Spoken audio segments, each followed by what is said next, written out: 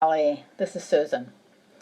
Today I want to share with you my observations about the situation here in Bali. As I mentioned in my last video about 10 days ago, there are many groups now on Facebook talking about what's going on in Bali related to the virus. Details, what's happening with food distribution, all of that kind of thing. So please check out those. And the one that really has the most detail about the situation is one called COVID-19 update. Bali COVID-19 update. Okay, and this is the one that Jackie Pomeroy is putting together, and she coordinates all the information that she can get from many different sources. So it's full of great information about what's happening. And just to follow with that, one of the things she does do is she keeps track of all of the positive patients in all of Indonesia. And so for Bali, it's now 113 who are positive in Bali. And this is primarily Indonesians and a few foreigners. I don't have the breakdown of how many are Balinese Indonesians as opposed to other Indonesians who either come to Bali or live here. That perhaps you can get that online.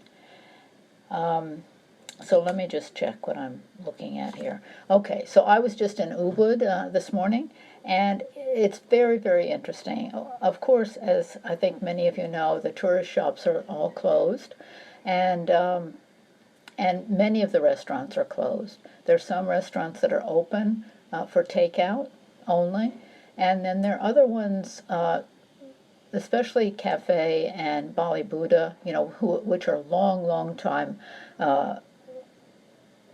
places here in Ubud. I mean, they've been here forever. So they have worked out a system for themselves where they're open with structured seating arrangements and that kind of thing. So there are some places open. There are many local places open, such as building supplies, all the mini marts, some places like clothes shops for local people, sandal shops, places to buy ceremony equipment and functions, all of that kind of thing are also open. And there's some traffic, more than there was last time I was in Ubud, about 10 days ago, but not a lot, of course. So I wanted to just mention a few things about what's happening here. One is that the cruise ships have sent all the Balinese workers home. And the report I have is this is 22,000 people. It seems a lot for Bali. This may be all of Indonesia, although the report said Balinese. And what the government is doing the rapid test for everyone who comes in. That's what the report is anyway. And then quarantining those who are positive and retesting other ones. This is a big job, however, and I don't know how it's going. Okay. The other thing that's happened here in the Ubud area is that we now have quite a number of dengue fever cases. And this is, some people have, it's unclear what they have until they get the blood test. But this seems related to the fact we've had a lot of rain recently, and of course dengue is contracted through mosquitoes. So that's kind of what's happened there. And the other thing I wanted to say was I've noticed that the difference between Ubud, which is basically a tourist town, and local Bali is really amazing. It's really striking because I ride my motorbike into Ubud and I live in a more rural area outside of Ubud.